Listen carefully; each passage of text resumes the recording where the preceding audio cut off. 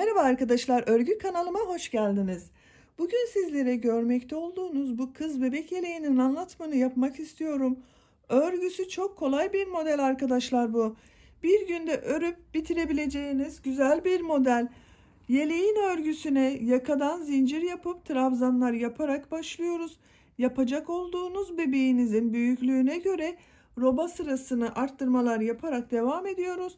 En son olarak modellerimizi yerleştiriyoruz. Gövde örgüsüyle devam ediyoruz. Son olarak da bakın ben böyle güzel bir yaka çalışması yaptım. Siz bunu yapmasanız da olur. Sade olarak da kullanabilirsiniz. Ben bugün bu yeleği 1 yaş ölçüyle anlatıyorum. Siz isterseniz daha küçük veya daha büyük bebekleriniz için yapabilirsiniz. Nasıl küçük veya nasıl büyük başlanacağını ben videonun içerisinde anlatıyorum arkadaşlar. Oradan bakarak başlangıcını ona göre yaparsınız. Standart ölçü tablosuna da bakarak yüksekliğini, genişliğini ayarlayabilirsiniz. Standart ölçü tablosu da bu videonun açıklama bölümüne ben ekliyorum. Oradan bakarak kendi bebeğinize uygun ölçüde yeleğinizi hazırlayabilirsiniz. Bu yeleğin örgüsünde iplik olarak Alize Baby Best ipini kullandım. Kalın dokulu bir iplik bu. Üzerinde 100 gram 240 metre yazmakta. Bu iplikten 2 adet yumak bitti arkadaşlar. Bakın ikinci yumaktan bu kaldı. Siz daha ince dokulu bir ip kullanıyorsanız, üzerinde 300, 320 metre, 360 metre yazan ipler kullanıyorsanız 1,5 adet iplik yetecektir. Tığ olarak da 3 milimlik tığ kullandım. Siz elinizin sıklığına, ipinizin kalınlığına uygun olarak tığ numarasını ayarlayabilirsiniz. Zaten kullanmakta olduğunuz iplik üzerinde kaç numara tığ kullanmanız gerektiği tavsiye edilmektedir. Bakın bu iplik üzerinde 2 ile 4 milimlik tığlar tavsiye edilmekte. Ben 3 milimlik tığ kullandım. Siz de elinizin sıklığına göre tığ numarasını ayarlayabilirsiniz. Düğme olarak roba bölümüne 2 adet düğme dikmeyi tercih ettim. Siz tercihinize göre bunu 3 adet düğme de yapabilirsiniz. Açalım bakın, yeleğimizi açık olarak da görelim. Çok güzel bir model arkadaşlar. Tersten görüntüsü de bakın böyle.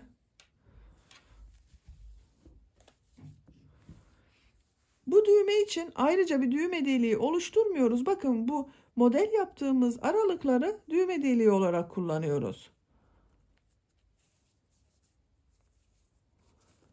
Yakası da çok güzel oldu. Bakın yakanın nasıl yapıldığı videonun içerisinde var. Ölçüsünü de size vermek istiyorum. Kol altından genişliğini ölçüyorum. 28 santim. Yüksekliğini ölçüyorum. Omuzdan itibaren tam yüksekliğini ölçüyorum. 35 santim. Kol altından yüksekliğini ölçüyorum. Bakın tam kol altından 20 santim. Bu da 1-2 yaş arası bebekler için güzel bir ölçü arkadaşlar. Bu yeleğin yanında kullanabileceğiniz, bakın bu şekilde güzel bir saç bandı yaptım ben arkadaşlar. Bebeklerinizin başı için güzel uygun bir saç bandı. Bu saç bandının anlatımı da YouTube kanalımda var. Buna takım olarak yine güzel bir patik yapmak isterseniz bakın ayakkabı yaptım. Bu şekilde güzel bir ayakkabı. Bu her ikisinin videosu YouTube kanalımda var. Oradan bakarak yapabilirsiniz. Ben sizler için bu saç bandının ve patiğin olduğu YouTube linklerini bu videonun açıklama bölümüne ekliyorum. Oradan bakarak siz de bunlardan yapabilirsiniz. Hazırsak hep birlikte bu güzel yeleğimizin örgüsüne başlayalım. Kanalıma abone değilseniz abone olmayı unutmayın lütfen. Kanalıma abonelik ücretsizdir.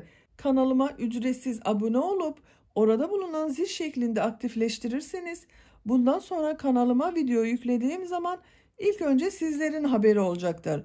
Örgüye başlamadan önce minik bir de hatırlatma yapmak istiyorum. Videolarımın bazılarına dilimizi anlamayanlar için altyazılar oluşturuyorum. Siz izlediğiniz videoda bu yazıları görmek istemiyorsanız ayarlar bölümünden altyazıları kapalı konuma getirirseniz görmezsiniz. İpimizi, tığımızı hazırlayalım. Bu güzel yeleğimizin örgüsüne başlayalım. Hepimize kolay gelsin.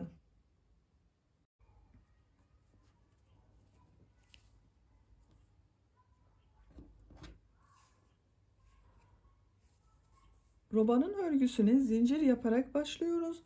Zincir yapabilmek için ilk ilmeği bakın ben bu şekilde yapıyorum. Size nasıl kolay geliyorsa ilk ilmeği öyle yapabilirsiniz. Ve zincirlerimi yapmaya başlıyorum. Zincir sayısı yapacak olduğunuz bebeğin büyüklüğüne, elinizin sıklığına, tığ numarasına ve ipinizin kalınlığına göre değişecektir. Benim yapacağım ölçü için bugün 72 zincir yeterli olacaktır. 72 zincir yapıyorum.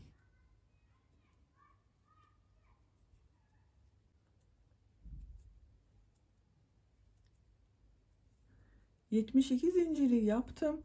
Bakın çok sıkı yapmayalım bu zinciri arkadaşlar. Şimdiki sırada bunun üzerinden trabzanlar yapacağız. Trabzanları yapması zor olur. Bu 72 zincirin kaç santim olduğunu ölçüyorum. Bu zincirin sayısı dediğim gibi sizin elinizin sıklığına göre değişecektir. Ölçtüğüm zaman 32 santim zincir uzunluğu var. Şimdiki sırada trabzanlar yapacağız. Trabzanları yaparken roba ayrımlarını yerlerinde belirlemiş olacağız. 3 zincir daha yapıyorum. İpi tığın üzerine alıyorum. 1, 2, 3 ilmek atlıyorum.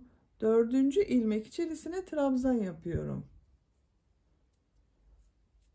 Bu 3 ilmek atladığımızda bir trabzan olacak. Yapmış olduğumuzda bakın 2 trabzanı elde ettik. Ön bölüm için 11 trabzan yapıyorum. 3 4 5 6 7 8 9 10 11 trabzanı ön bölüm için yaptım. Bir zincir yapıyorum. Roba yerini belirlemek için bakın bir zincir yaptım. İpi tığın üzerine alıyorum. Diğer ilmeğe bakın. Takip eden ilmek içerisine kol bölümü için ilk trabzanı yapıyorum. Kol bölümü için 14 trabzan yapacağız. 3 4 5 6 7 8 9 10 11 12 13 14 trabzanı bakın kol için yaptım. Bir zincir yapıyorum. Kol ve arka bölümün ayrım yeri için arkadaşlar. İpi tığın üzerine alıyorum. Takip eden bakın diğer ilmek içerisine arka bölüm için bir trabzan yapıyorum. Diğer ilmekleri de arka bölümün trabzanları olarak devam ediyorum. Her ilmeğe birer defa trabzan yapıyoruz. Arka bölüm için 22 trabzan yapalım. Arka bölüm için 22 trabzanı yaptım. Diğer kol bölümü ile arka bölümü ayıracak ayrım yeri için bir zincir yapıyorum. Takip eden bakın ilk ilmek içerisine kol bölümü için ilk trabzanı yapıyorum. Diğer ilmekleri de trabzan olarak devam ediyorum.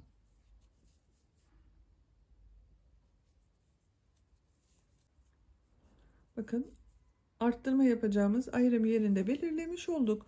Bu kol için 14 trabzan yaptım ben. Buraya da 14 trabzan olarak devam edelim. Bu kol bölümü için de buraya 14 trabzanı yaptım. Kol ile ön bölümü ayıracak ayrım yeri için bir zincir yapıyorum. Takip eden ilmekler üzerine diğer ön bölüm için trabzanlar yapıyorum.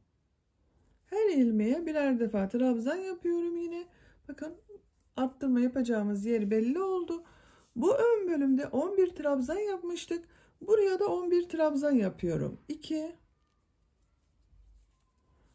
3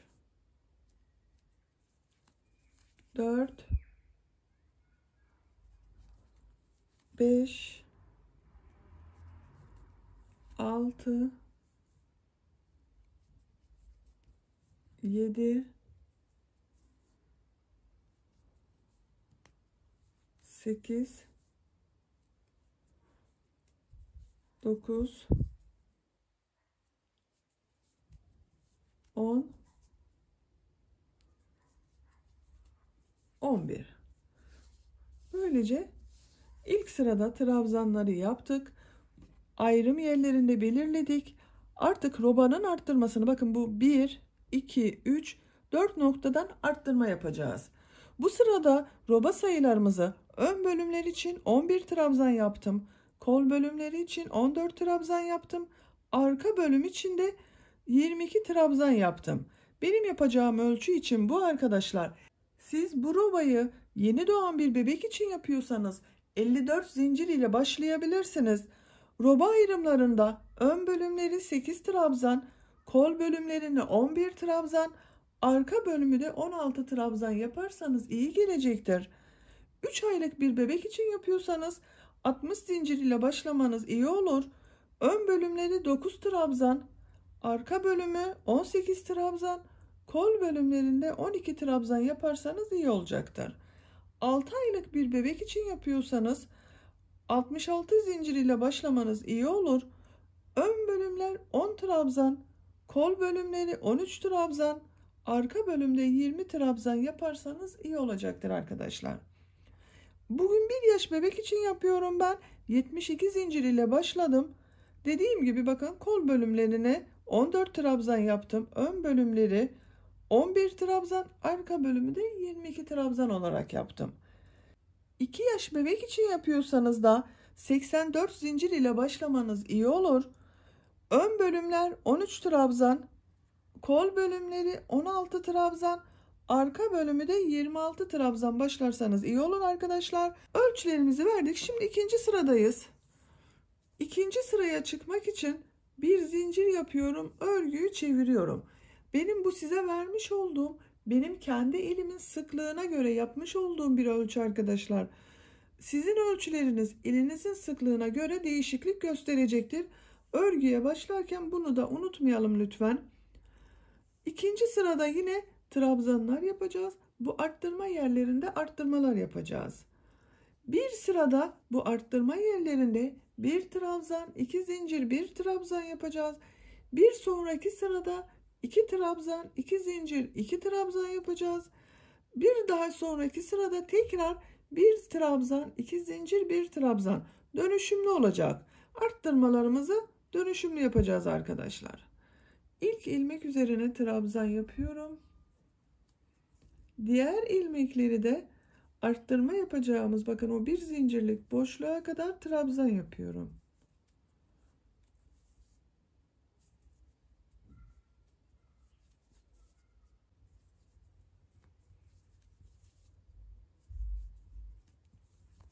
Bakın 2, 4, 6, 8, 10, 11 trabzanı yaptım. Bu bir zincirli boşluğa ön bölüm için bir trabzan yapıyorum. 2 zincir yapıyorum. Artık 2 zincir yapıyoruz. Bu ilk sırada bir zincir yapmamın sebebi arkadaşlar, çok delik oluşuyor bu ilk sırada. Onu önlemek için tek zincirle başlıyorum. Aynı boşluğa kol bölümü için bir trabzan yapıyorum. Arttırmaları bakın, bu sırada bir trabzan, 2 zincir, bir trabzan şeklinde yapıyoruz. Diğer ilmekleri birer defa trabzan yapıyorum.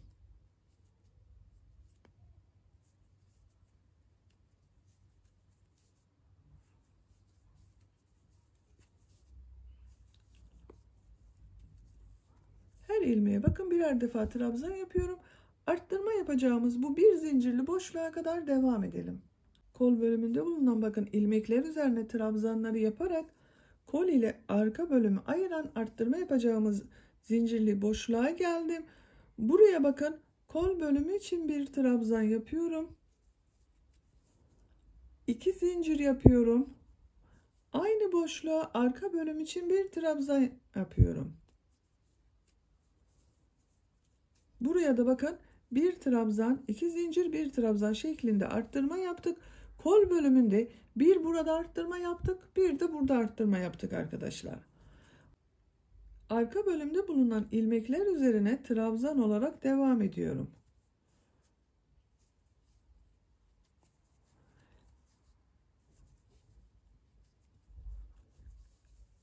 Arttırma yapacağımız buraya kadar trabzanları tamamlayalım. Arka bölümde bulunan ilmekler üzerine de trabzanı yaptım. Arttırma yapacağımız bakın bir zincirli boşluğa geldim. Bu boşluğa arka bölüm için bir trabzan yapıyorum. 2 zincir yapıyorum.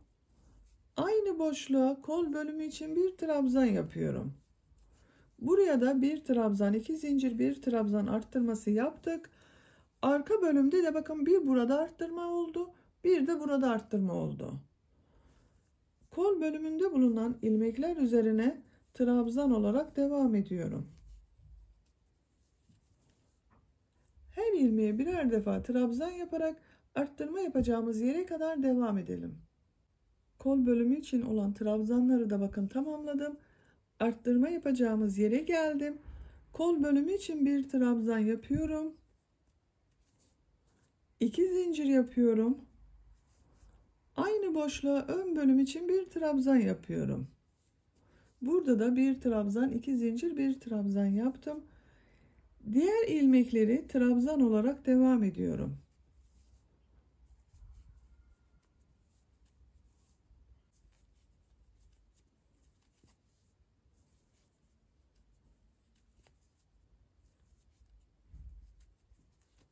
Bakın son ilmeğe geldim. Burada 3 ilmek atlayarak oluşturduğumuz bir trabzan vardı. Bunu da bakın son zincirin üzerine tığ takıyorum. Bir trabzan yapıyorum. Burada da trabzan sayımız 12 oldu. Burada bir arttırma yaptık. İkinci sırada bakın robamız şekillenmeye başladı arkadaşlar. Üçüncü sıradayız. Bir zincir yapıyorum. Örgüyü çeviriyorum.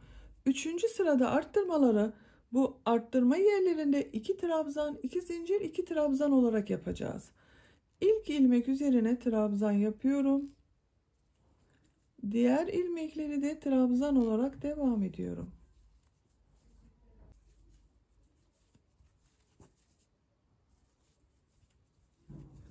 Bakın ön bölümde bulunan trabzanları yaptım. Arttırma yapacağım 2 zincirli boşluğa geldim. Buraya ön bölüm için 2 trabzan yapıyorum.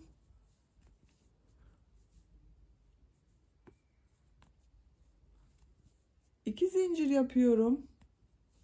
Aynı boşluğa kol bölümü için 2 trabzan yapıyorum.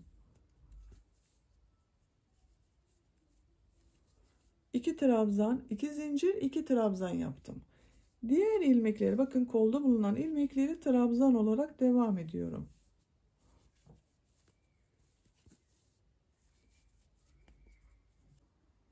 Bakın bu arttırma yerinde 2 trabzan, 2 zincir, 2 trabzan şeklinde arttırmamızı yaptık. Kolda bulunan ilmekler üzerine diğer arttırma yapacağımız buraya kadar devam edelim. Kolda bulunan ilmekler üzerine trabzanları yaparak arttırma yapacağımız yere geldim. Bu arttırma yerine de 2 trabzan, 2 zincir, 2 trabzan yapıyoruz. Kol bölümü için 2 trabzan yapıyorum.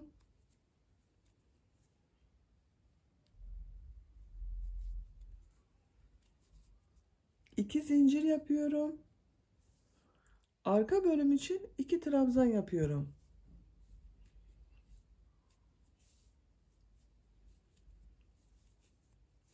Buraya da 2 trabzan, 2 zincir, 2 trabzan şeklinde arttırmamızı yaptık. Bu sırada bakın kol bölümünde 2 arttırma burada yaptık. 2 arttırma da burada yaptık. Toplam 4 trabzan arttırması oldu. Arka bölümde bulunan ilmekler üzerine trabzan olarak devam ediyorum.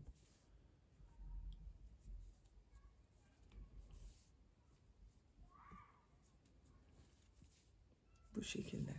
Diğer arttırma yapacağımız buraya kadar devam edelim. Arka bölümde bulunan ilmekleri de trabzanları yaptım. Bu arttırma yerine de buralarda olduğu gibi 2 trabzan, 2 zincir, 2 trabzan yapıyorum.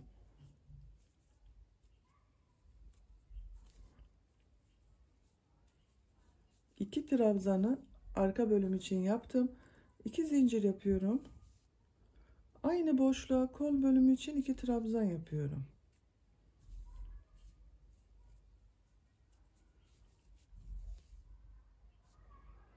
Kolda bulunan ilmeklere trabzan olarak devam ediyorum.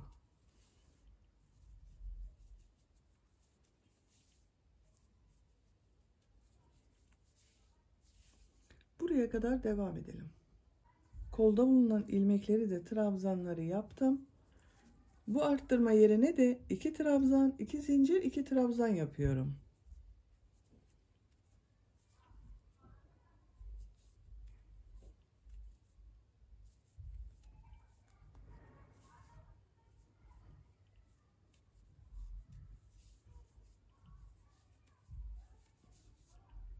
Arttırmalarımızı yaptık.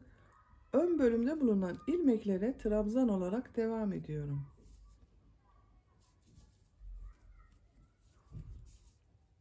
Sıra sonuna kadar trabzanlarımızı yapalım. Ön bölümde bulunan ilmekleri de trabzan olarak bakın ben sıra sonuna kadar tamamladım. Üçüncü sırayı bitirmiş olduk. Robamızın şeklinde görelim arkadaşlar. Bakın bu şekilde görünüyor. Çok güzel oluyor gördüğünüz gibi. Roba arttırmalarını bakın ilk sırada roba ayrımlarını yaptık. İkinci sırada arttırma yerlerinden bu 4 noktadan bir trabzan, 2 zincir, bir trabzan yaptım. Üçüncü sırada da arttırma yerlerinde 2 trabzan, 2 zincir, 2 trabzan yaptım. Dördüncü sıradayız. Dördüncü sırada tekrar arttırmayı bir trabzan, 2 zincir, bir trabzan olarak yapacağız. Bir sonraki sırada 2 trabzan, 2 zincir, 2 trabzan yapacağız. Bir zincir yapıyorum, örgüyü çeviriyorum. İlk ilmek üzerine trabzan yapıyorum. Diğerlerinde trabzan olarak devam ediyorum.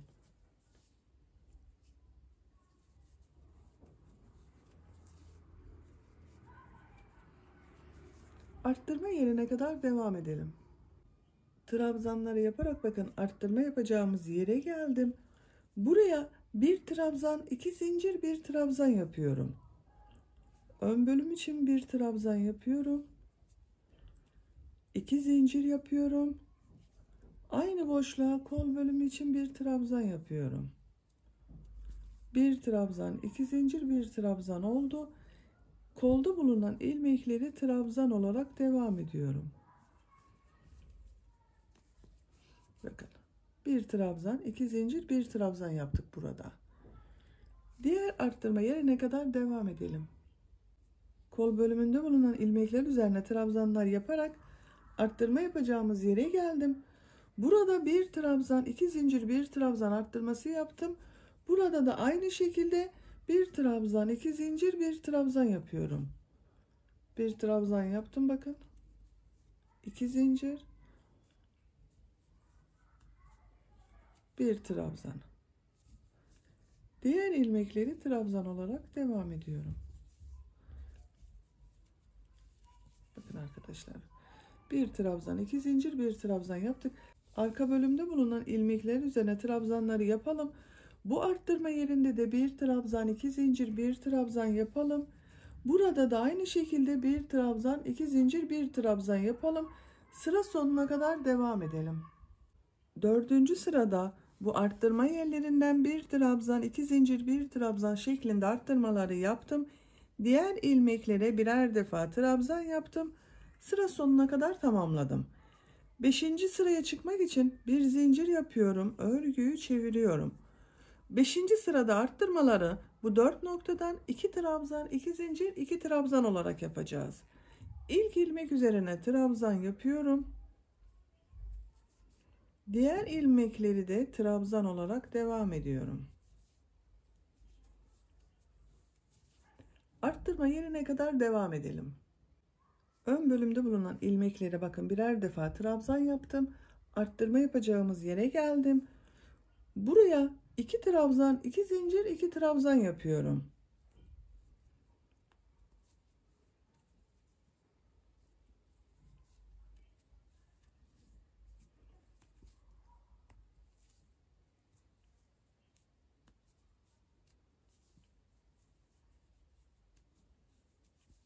Bakın bu sırada arttırmayı 2 trabzan, 2 zincir, 2 trabzan şeklinde yaptım.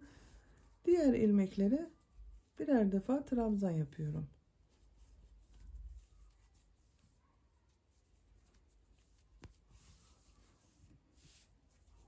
Bakın arkadaşlar, artık robamızın arttırmaları bu şekilde devam edecek.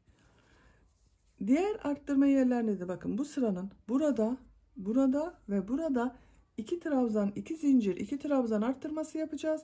Diğer ilmeklere birer defa trabzan yapacağız. Sıra sonuna kadar devam edeceğiz. Bir sonraki sırada, 6. sırada da bu arttırma yerlerinde 1 trabzan, 2 zincir, 1 trabzan şeklinde arttırma yapacağız.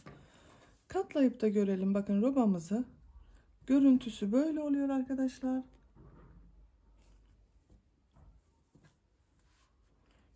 Robanın örgüsünü bu şekilde devam edelim.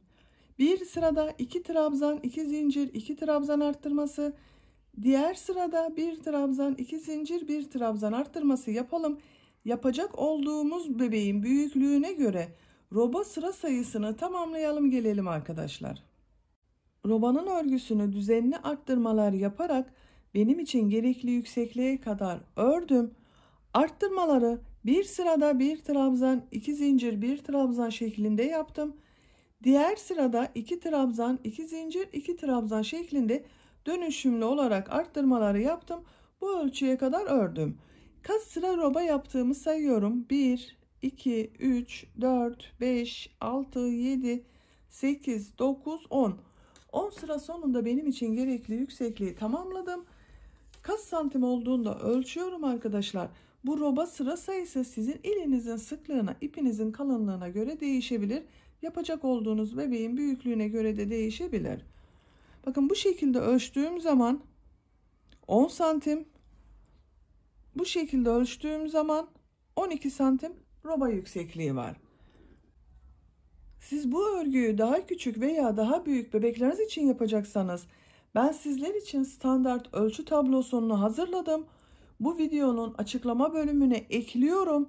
Siz izlemekte olduğunuz bu videonun sağ alt köşesinde bulunan üçgen bir şekil var. Ona tıkladığınız zaman açıklama bölümünde bulunan o tabloya göre roba yüksekliğini, roba genişliğini ve gövde örgüsünün yüksekliğini ona bakarak yapabilirsiniz. Açık olarak da robamızı görelim. Bakın arkadaşlar, robanın şekli böyle. Model yerleştirmesine başlayacağız. Bakın örgünün düz tarafı burası. Buradan belli oluyor. Bakın bu ipin şeklinden belli oluyor. Burası örgünün ters tarafı olacak. Burası düz tarafı olacak. Model yerleştirmesine örgünün ters tarafından başlayacağız. Onun için bir sıra sık iğne yapmak istiyorum. Bir zincir yapıyorum. Örgüyü çeviriyorum. İlk ilmek üzerine sık iğne yapıyorum. Diğer ilmekleri de sık iğne yapıyorum. Sık iğneyi bilmeyen arkadaşlar için gösteriyorum. Bakın tığın üzerine ip dolamadan ilmeğe tığ takıyorum. İlmek alıp çektim. Tığın üzerinde 2 ilmek var. Tekrar ilmek alıyorum. İkisinin içerisinden bir defa da çekiyorum. Bu sık iğnedir. Diğer ilmekleri de birer defa bakın sık iğne yapıyorum.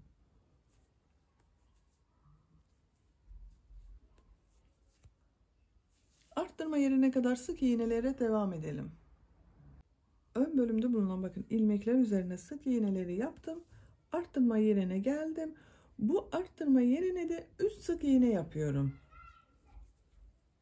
1 2 3. Diğer ilmekleri sık iğne olarak devam ediyorum.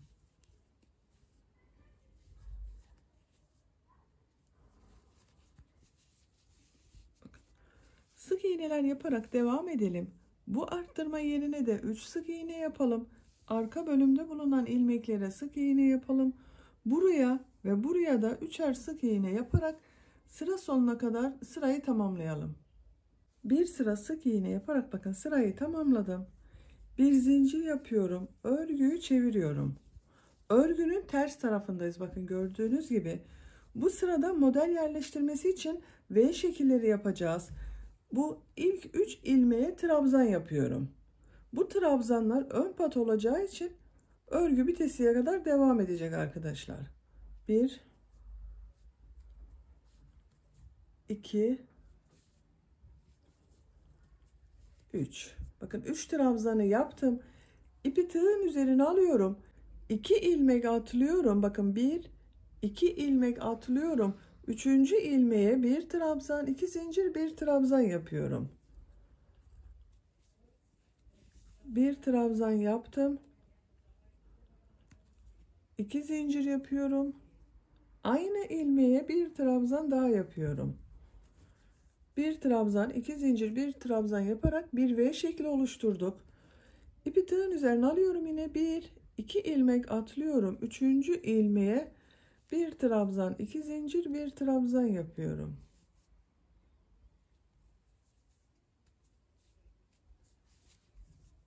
İki ilmek atlıyorum. 3. ilmeğe bir trabzan, 2 zincir, bir trabzan yapıyorum.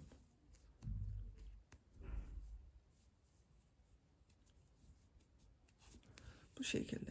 Bu sırayı böyle yapacağız arkadaşlar. Bir ilmeğe bir trabzan, 2 zincir, bir trabzandan oluşan V şekli yapacağız. 2 ilmek atlıyoruz. Tekrar 3. ilmeğe V şekli yapmak için bir trabzan, 2 zincir, bir trabzan yapıyoruz. Sıra sonuna kadar devam edelim. Model sırasında ilk sırada V şekilleri yaparak bakın sıranın sonuna geldim. Sıra sonunda 2 4 5 ilmek kaldı. 1 2 ilmeği atlıyorum. Son 3 ilmeğe trabzan yapıyorum. 1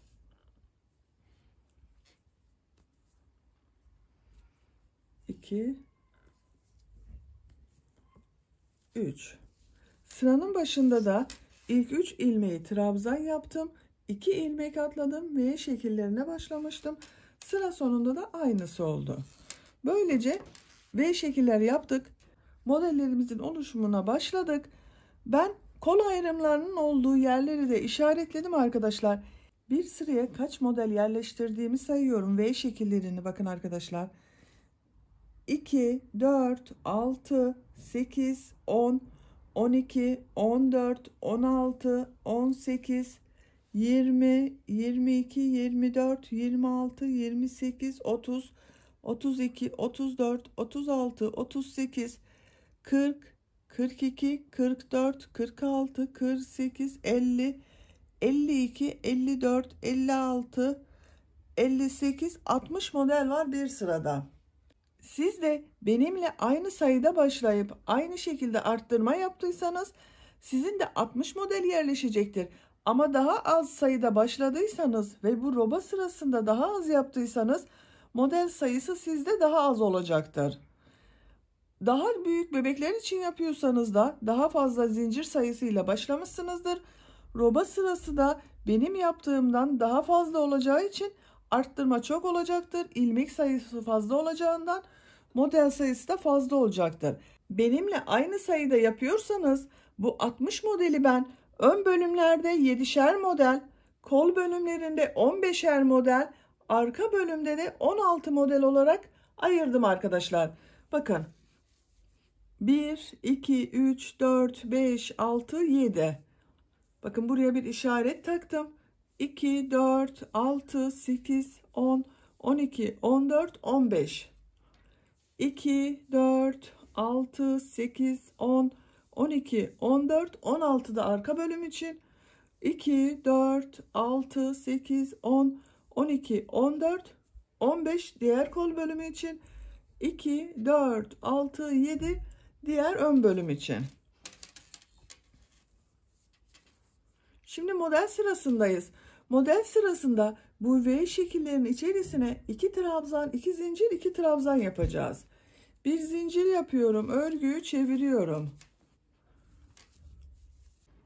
İlk 3 trabzanı trabzan yapıyorum. 1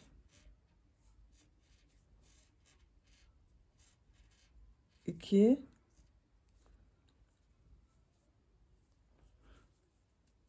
3. Bu sıra başında olan 3 trabzan ile sıra sonunda olan 3 trabzan örgü bitesiye kadar devam edecek ön pat olarak. İpi tığın üzerine alıyorum. Bu V şekli içerisine 2 trabzan, 2 zincir, 2 trabzan yapıyorum.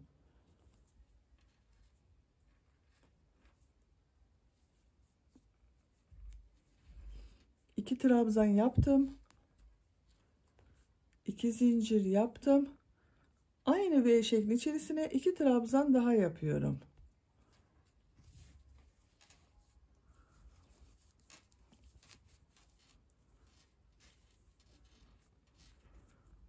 Modelimiz bakın bu şekilde 2 trabzan, 2 zincir, 2 trabzan. İpi tığın üzerine alıyorum. Diğer V şekli içerisine de 2 trabzan, 2 zincir, 2 trabzan yapıyorum.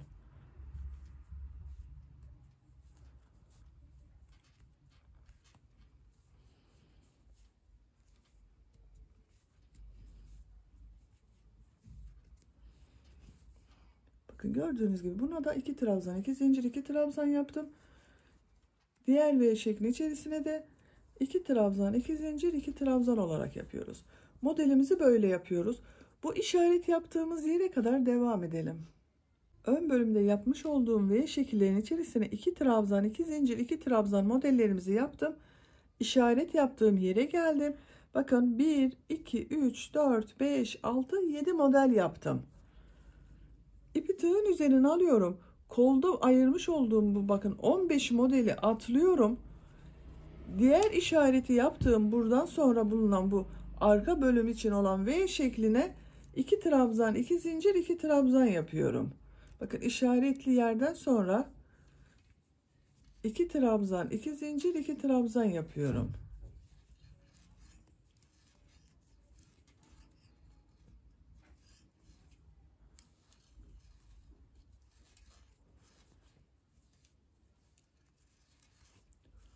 Bakın kol bölümünü buraya ayırdık arkadaşlar.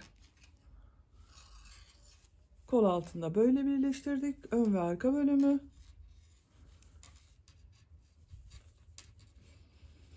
Arka bölümde yapmış olduğumuz bu V şekillerinin içerisine 2 trabzan, 2 zincir, 2 trabzan olarak devam ediyorum. Şu ses çıkarıyor, onu engellemek istedim.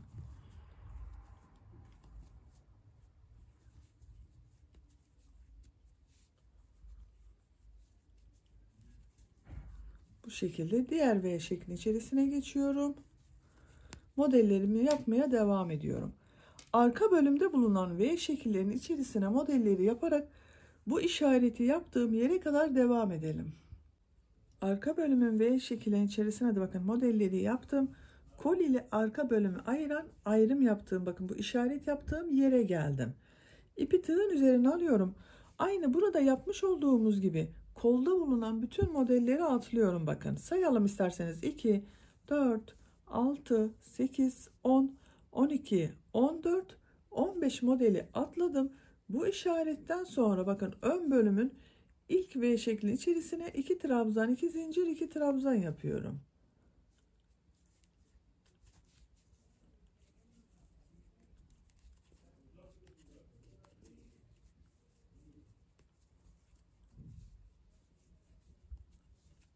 Bakın burada da kol altının görüntüsü böyle. Arka bölüm ile ön bölümü birleştirdik. Diğer V şeklinin içerisine de 2 trabzan, 2 zincir, 2 trabzan yapıyorum. Sıra sonuna kadar devam edelim.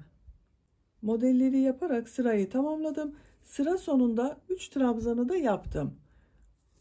Şeklini görelim arkadaşlar. Bakın model yerleştirdiğimiz sırada.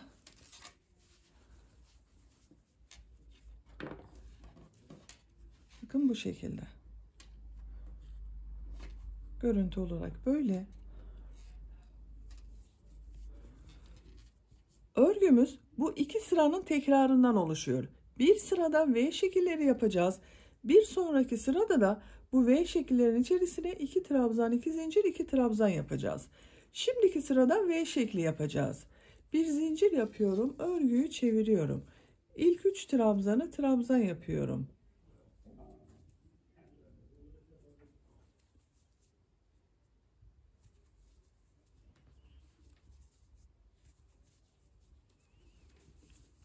V şekillerini bu 2 zincir çektiğimiz boşluklara yapacağız. Bakın buraya V şekli yapacağız. V şeklini bir trabzan, 2 zincir, bir trabzan şeklinde yapıyordum. Bakın bu model ortasında bulunan 2 zincirli boşluğa bir trabzan, 2 zincir, bir trabzan yapıyorum.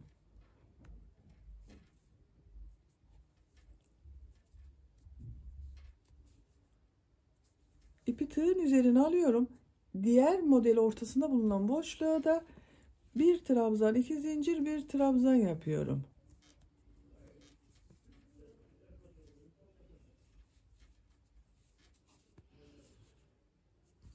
Şu işaretleri çıkaralım arkadaşlar. Ayırdık çünkü artık kolu gövdeden ayırdık. Örgümüze gövdenin örgüsüyle devam edeceğiz.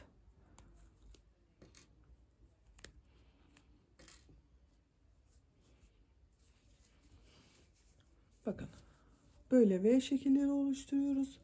Bu kol altına kadar V şekilleri yaparak devam edelim.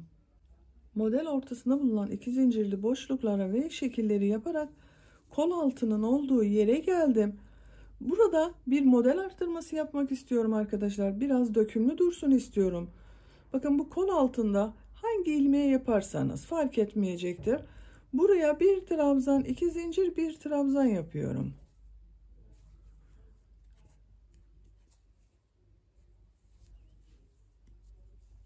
Bir model arttırması yaptık bakın burada. Diğer modelleri ortasına yine bir trabzan, 2 zincir, bir trabzan olarak devam ediyorum.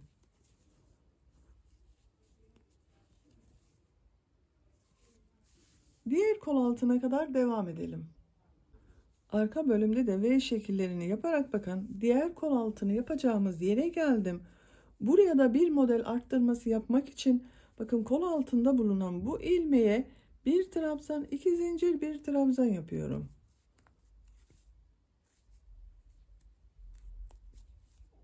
Aynı ilmeğe bir trabzan daha yaptım. Bakın burada da bir model arttırması yaptık.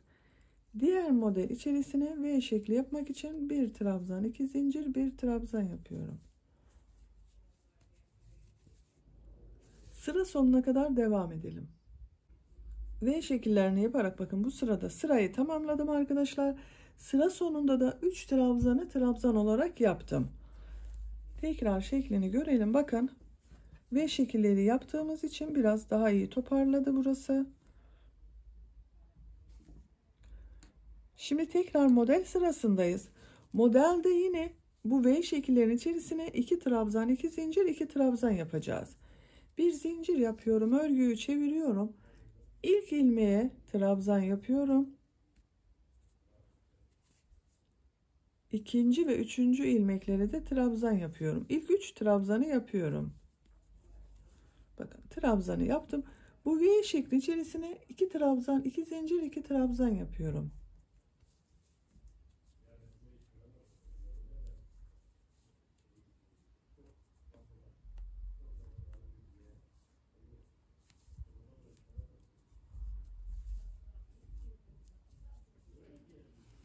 İki trabzan, 2 zincir, 2 trabzan yaptım. Diğer V şekli içerisine de 2 trabzan, 2 zincir, 2 trabzan yapıyorum.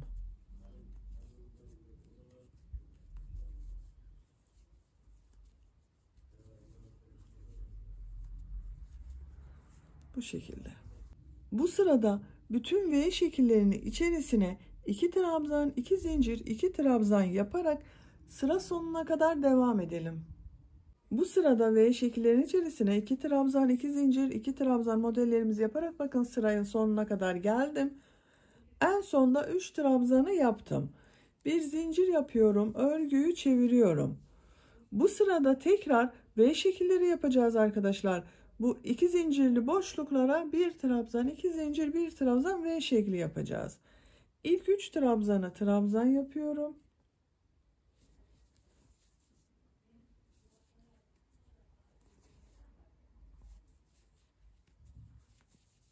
İpi tığın üzerine alıyorum. 2 zincirli boşluğa 1 trabzan, 2 zincir, 1 trabzan yapıyorum.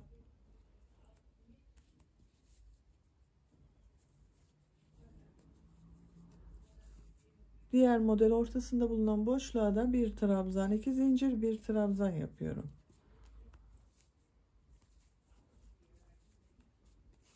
Bakın böyle. Artık modellerimiz böyle devam edecek arkadaşlar. Bu iki sıranın tekrarıyla örgümüzü devam edeceğiz. Bir sırada şimdiki yapmış olduğumuz sırada olduğu gibi bu iki zincirli boşluklara 1 trabzan, 2 zincir, 1 trabzandan oluşan V şekillerini yapacağız. Bir sonraki sırada da V şekillerinin içerisine 2 trabzan, 2 zincir, 2 trabzandan oluşan modelleri yapacağız. Örgümüzü böyle devam edeceğiz artık arkadaşlar. Bakın şekil olarak böyle. Kaç model yaptığımızda sayalım. 2, 4, 6, 8, 10, 12, 14, 16, 18, 20, 22, 24, 26, 28, 30, 32 model var bir sırada. Bu iki modeli bakın kol altlarında arttırma yaptık. 32 model oldu. Gövde örgüsü artık böyle devam edecek. Bu gövde örgüsünü yapacak olduğunuz bebeğinizin büyüklüğüne ve tercihinize göre bu iki sıranın tekrarıyla sıra sayısını tamamlayalım gelelim. Gövde örgüsünü benim yapacağım ölçü için gerekli yüksekliğe kadar ördüm. Kaç sıra model yaptığımı sayıyorum. 1, 2, 3, 4, 5, 6, 7, 8, 9 sırayı bitirdim. 10. sırada V şekillerini yaptım. 2 trabzan, 2 zincir, 2 trabzan yaptığım sırada bıraktım. Santimetre olarak da size ölçüsünü vermek istiyorum. Bu model sırası sizin elinizin sıklığına ve ipinizin kalınlığına göre de değişecektir. Onun için santimetre olarak da ölçüsünü vereyim. Ona göre sıra sayısını siz daha az veya daha çok yapabilirsiniz. Bakın şu anda 20,5 santim görünüyor. Daha bunun ucuna dilim modelleri yapacağız. Bakın bu V şekillerin içerisine dilim modelleri yapacağız. Biraz daha uzayacak. Benim bugün kullanmış olduğum bakın ipin üzerinde 240 metre yazan kalın dokulu bir ip arkadaşlar, bugünkü kullanmış olduğum ip. Onun için bir adet yumak yetmedi. Bakın buradan itibaren ikinci ipe başladım. Eğer siz 320-340 metre yazan ipler kullanıyorsanız, yani bu üzerinde bakın 100 gram 320-340 metre yazan ipler kullanıyorsanız bir adet ipiniz yetecektir. Şimdi bu modelli bölüme dilim modelleri yapacağız. 2 trabzan, 2 zincir, 2 trabzan değil de 5 trabzanlı modeller yapacağız. İpi tığın üzerine alıyorum. Bu 3 trabzan var. Bunun bakın ortada bulunan bu ilk ilmeği atlıyorum. İkinci ilmeğe 5 trabzan yapıyorum. 1 2 3 4 5. Bakın aynı ilmeğe 5 trabzanı yaptım. İpi tığın üzerine almadan bakın bu V şekli ile 3 trabzan arasında bulunan boşluğa sık iğne yapıyorum. İpi tığın üzerine alıyorum. Bu V şeklinin içerisine 5 trabzan yapıyorum.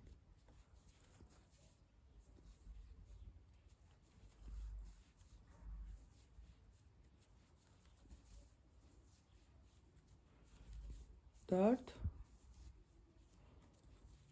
5. İpi tığın üzerine almadan bu 2 V ortasında bulunan boşluğa sık iğne yapıyorum. Diğer V şeklinin içerisine de 5 trabzan yapıyorum.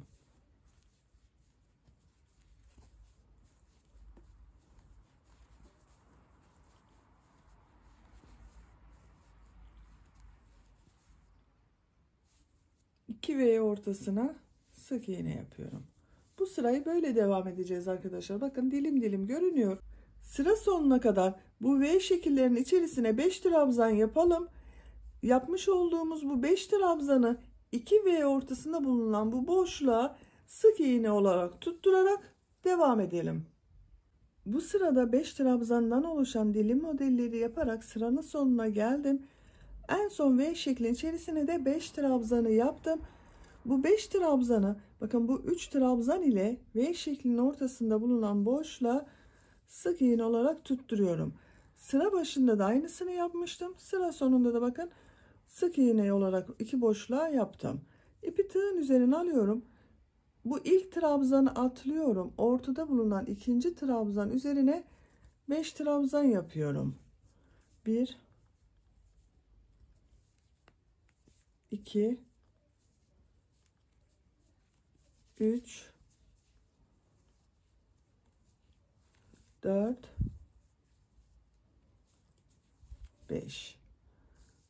5 trabzanı yaptım. Burada bakın trabzanın burada bulunan bu ilmeğe tığ takıyorum. Sık iğne olarak tutturuyorum.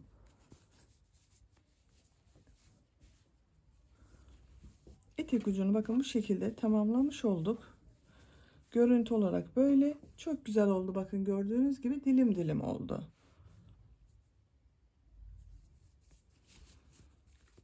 Ön patta da bu dilim modellerine devam edeceğiz arkadaşlar. İpi tığın üzerine alıyorum. Bakın burada bulunan bu ilmeğe 5 trabzan yapıyorum. 1 2 3 4 5. Bu 5 trabzanı bakın bu trabzan sırası var. Bunu atlıyorum. Burada bulunan bakın bu ilmeğe sık iğne olarak tutturuyorum. İpi tığın üzerine alıyorum.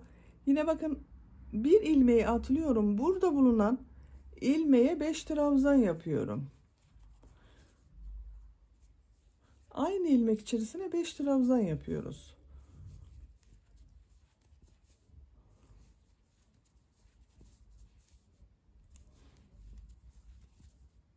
Beş trabzanı yaptım. Bakın bu trabzan sırasını atlıyorum. Burada bulunan ilmeğe sık iğne yapıyorum. Bu sırayı da böyle devam edeceğiz arkadaşlar. Bakın ön patta da dilim modelleri elde ediyoruz. Bu yakanın başlangıcına kadar bu şekilde dilim modelleri yaparak devam edelim. Ön patta modelleri yaparak bakın yakanın başlangıç noktasına kadar tamamladım. Bu modellerden diğer tarafa da aynı şekilde yapacağız arkadaşlar. Bakın bu ön pata da yapacağız. Oraya geçmek için boynun çevresinden bir sıra sık iğne yapmak istiyorum. Bakın en son ilmeği sık iğne olarak modeli tutturdum. Aynı ilmeğe sık iğne yapıyorum. Gördüğüm bütün ilmeklere birer defa sık iğne yapıyorum bakın.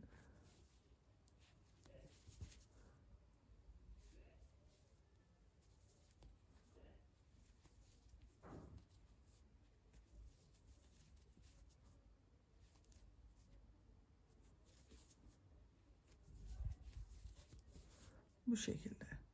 Boyunun çevresinde bir sıra sık iğne yapalım.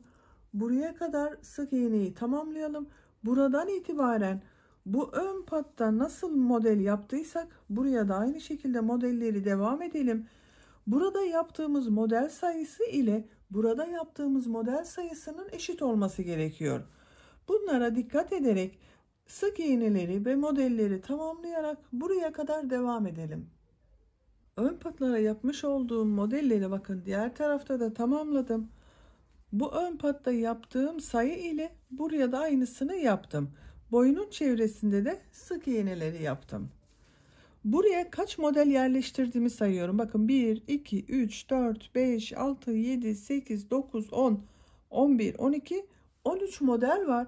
Burada da aynı şekilde 1, 2, 3, 4, 5, 6, 7, 8, 9, 10, 11, 12, 13. 13. model bakın burada.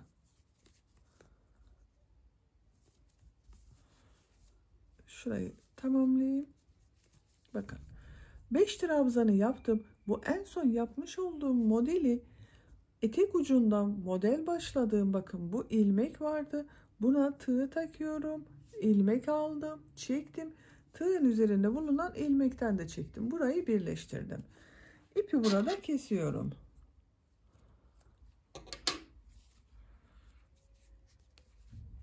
Böylece gövde örgüsünü bitirmiş olduk. Ön patları da yaptık.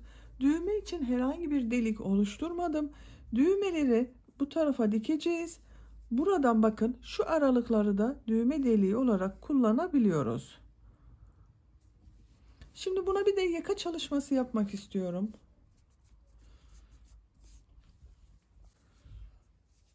Yakanın başlangıcı için bu boyunun çevresinde yapmış olduğumuz sık iğneleri kullanacağız.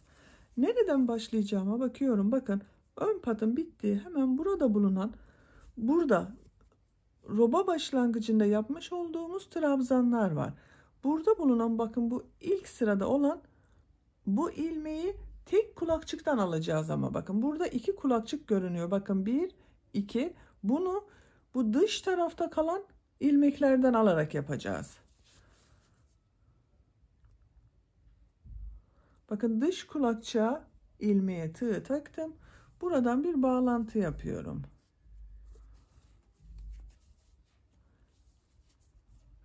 Aynı ilmeğe bakın bir trabzan yapıyorum. Bir sıra trabzan yapacağız. İpi tığın üzerine alıyorum. Burada bulunan bu ilmekleri bakın şu ilmekleri 2 ilmek görünüyor. Sadece dış tarafta bulunan ilmeğe tığ takıyorum. Trabzan yapıyorum. Bakın.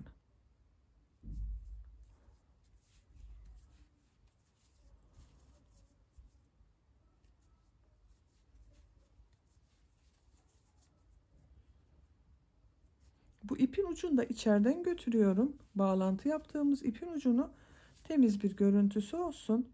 Her ilmeğe birer defa trabzan yapıyorum.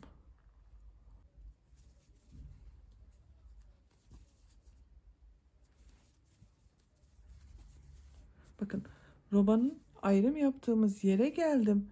Burada bir arttırma yapıyorum. Aynı ilmeğe 2 trabzan yapıyorum. Bakın. Diğer ilmeklere birer defa trabzan yapıyorum.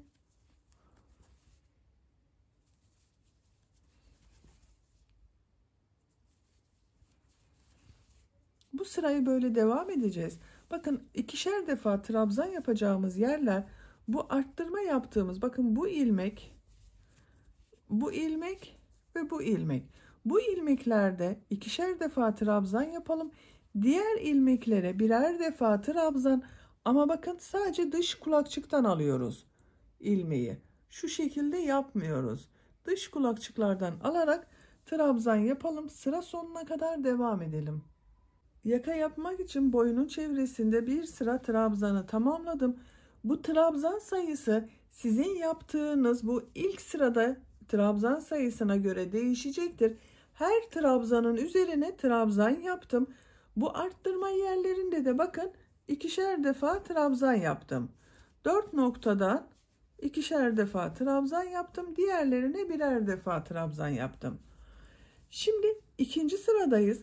İkinci sırada bu gövde örgüsünde yapmış olduğum modelleri yapacağız. Bunun için ilk sırada V şekilleri yapacağız. 1, 2, 3, 4 zincir yapıyorum. Örgüyü çeviriyorum. İpi tığın üzerine alıyorum. Bu ilk ilmek içerisine trabzan yapıyorum. İlk V şeklini oluşturmuş oluyorum.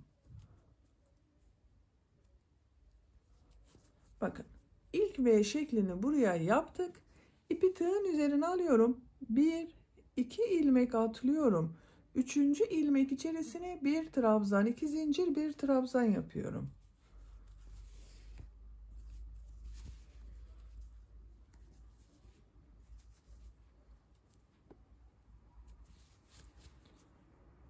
İki ilmek atlıyorum. Üçüncü ilmek içerisine bir trabzan, 2 zincir, bir trabzan yapıyorum.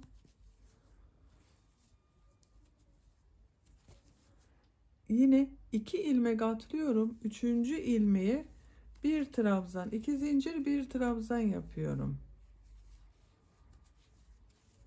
Böyle V şekilleri yapıyoruz. Aralarda ikişer ilmek atlıyoruz. Bakın bir ilmeğe de bir trabzan, 2 zincir, bir trabzan yapıyoruz. Yakanın şekli de böyle yatık görünüyor gördüğünüz gibi. Sıra sonuna kadar V şekilleri yaparak devam edelim. Bu sırayı V şekilleri yaparak sıranın sonuna kadar tamamladım. Sıra sonunda 3 ilmek kaldı. 2 ilmeği atlıyorum. Son ilmeğe bakın. Bir trabzan, 2 zincir, bir trabzan yapıyorum. Yakanın düzgün görünebilmesi için sıra sonunda bir bakın ilmeğe V şeklinin olması gerekiyor. Sıra başında da V şekli yaptım. İkinci sıradayız modelde. Bu ikinci sırada bu V şekillerinin içerisine 2 trabzan, 2 zincir, 2 trabzan yapacağız. Örgüyü çeviriyorum. 1, 2, 3 zincir yapıyorum. İpi tığın üzerine alıyorum. Bu V şeklinin içerisine 2 trabzan, 2 zincir, 2 trabzan yapıyorum. Bakın 3 zincir yaptığımda bir trabzan oluyor. 1, 2 zincir yapıyorum. Aynı V şekli içerisine 2 trabzan daha yapıyorum. 2 trabzan, 2 zincir, 2 trabzan oldu. İpi tığın üzerine alıyorum. Diğer V şekli içerisine de 2 trabzan, 2 zincir, 2 trabzan yapıyorum.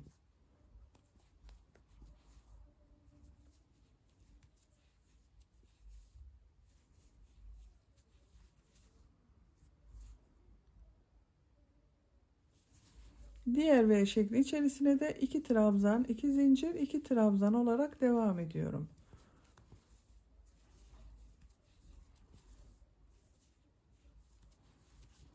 Böyle. Sıra sonuna kadar V şekillerin içerisine 2 trabzan, 2 zincir, 2 trabzan yaparak devam edelim. Bu sırada V şekillerin içerisine 2 trabzan, 2 zincir, 2 trabzan yaparak sırayı tamamladım. Bakın görüntü olarak böyle oldu. Şimdiki yapacağımız sırada tekrar V şekilleri yapacağız. Bu 2 trabzanların içerisine V şekli yapacağız. Bir zincir yapıyorum. Örgüyü çeviriyorum. Bu 2 zincirli boşluğa geçiyorum. Bakın onun için kaydırma yapıyorum. İlk ilmeğe tığ taktım. İlmek aldım, çektim. Tığın üzerinde bulunan ilmekten de çektim. İkinci ilmeğe tığ taktım. İlmek aldım, çektim. Tığın üzerinde bulunan ilmekten de çektim. Boşluğa tığ takıyorum. İlmek alıp çekiyorum. Bakın boşluktayım artık. 1, 2, 3, 4 zincir yapıyorum. Aynı zincir içerisine bir trabzan yapıyorum. İlk V şeklini bakın yaptım. İpi tığın üzerine alıyorum. Diğer model ortasında bulunan 2 zincirli boşluğa da bir trabzan, 2 zincir, bir trabzan yapıyorum.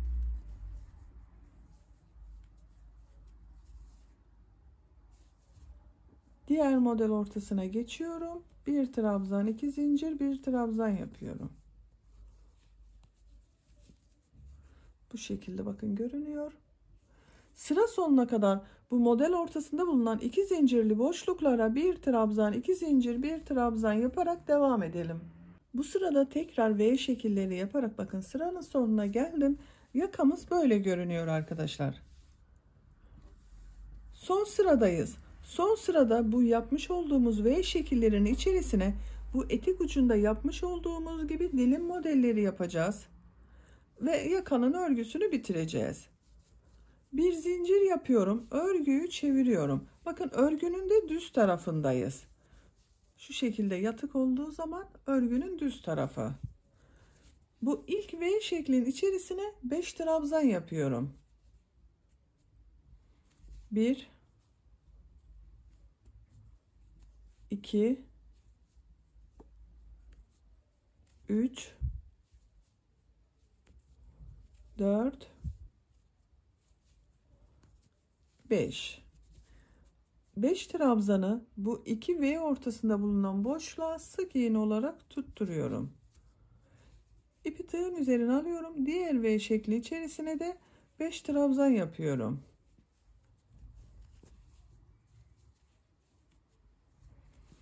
3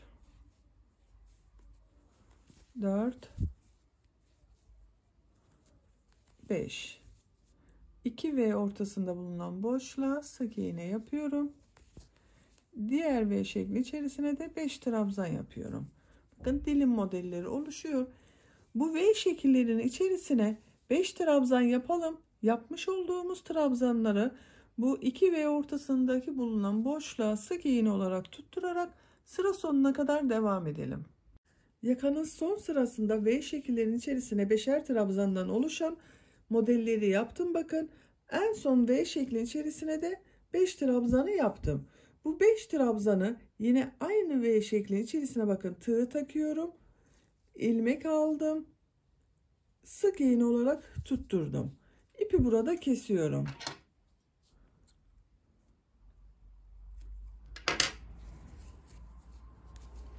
Böylece yakanın örgüsünü de bitirmiş olduk. Bakın görüntü olarak görelim. Yakanın görüntüsü böyle. Bu yakada ilmekleri dış tarafta bulunan ilmeklerden alarak yaptığımız için bakın bu ilk sırada yaka yatık görünüyor.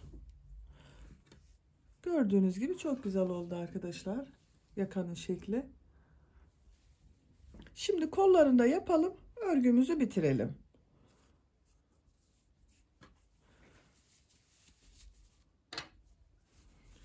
Kol örgüsü için bakın burada kol altında bulunan ilmekten bir ilmek oluşturuyorum. Bir defa düğüm atalım isterseniz ilmekten önce. Daha sağlam olsun. Bakın düğüm attığım ilmekten bir ilmek oluşturdum. İpi tığın üzerine alıyorum. Bakın burada 2 trabzan, 2 zincir, 2 trabzan yaptığım sıradayız. Bu kolun örgüsüne de 2 trabzan, 2 zincir, 2 trabzan olarak devam ediyorum. Bu şekilde bakın kolda ayırmış olduğumuz V şekilleri vardı. Bu V şekillerin içerisine 2 trabzan, 2 zincir, 2 trabzan yapacağız. İlk V şeklinin içerisine yapıyorum bakın.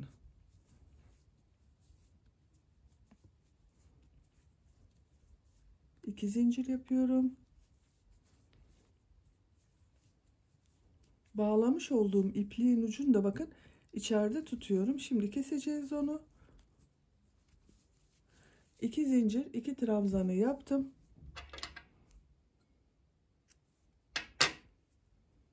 Bakın ipin ucu kayboldu. İpi tığın üzerine alıyorum. Diğer V şeklinin içerisine de 2 trabzan, 2 zincir, 2 trabzan yapıyorum.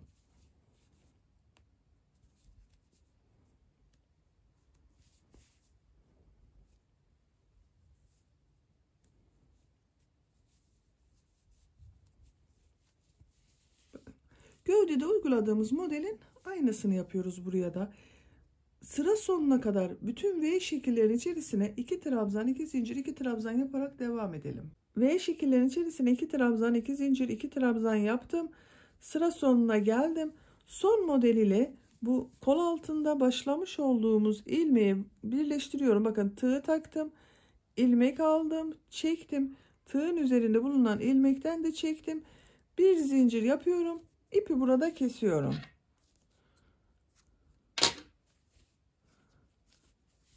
Böylece kolun örgüsünü tamamladım. Yelek için güzel bir kol örgüsü oldu arkadaşlar. Bakın modelin devamı gibi oldu. Güzel oldu. Şimdi diğer kolun örgüsünde aynı bunu başladığımız gibi başlayalım. Tamamlayalım. Bakın yine aynı kol altından bulunan ilmeğe tığ takıyorum. Buradan ilmek oluşturuyorum. Diğer kolda yapmış olduğumuz gibi bu V şekillerin içerisine 2 trabzan, 2 zincir, 2 trabzan yapacağız. İlk V şeklinin içerisine bakın. 2 trabzan, 2 zincir, 2 trabzan yapıyorum.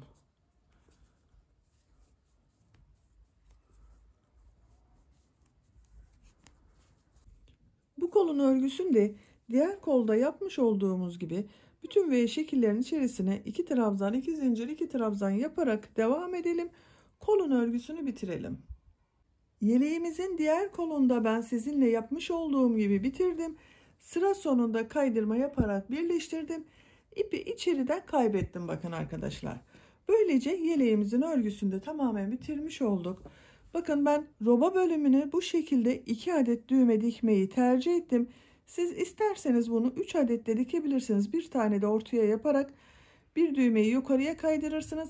Ben çok yakasına birleşsin istemedim. Bebeğin boğazını rahatsız etsin istemedim. Onun için 2 düğme dikmeyi yeterli gördüm. Bakın çok şirin ve çok güzel oldu. Gördüğünüz gibi çok da kolay bir model. Bir günde bitirebilirsiniz siz bu yeleği arkadaşlar. Bakın arka görüntüsü de böyle. Kolların görüntüsü de çok güzel oldu. Açık görelim bir de yeleğimizi. Bakın tersin örgüsü de böyle.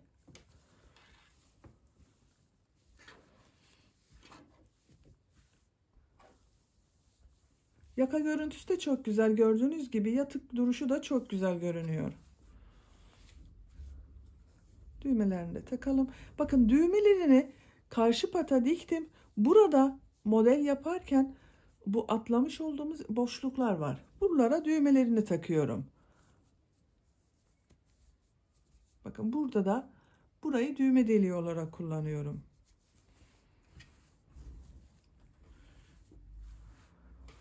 Ben çok beğendim bu modeli. Çıtı pıtı çok güzel bir model ve çok kolay bir model. Bitmiş olarak size ölçülerini de vermek istiyorum. Kol altından genişliğini ölçüyorum. 28 santim.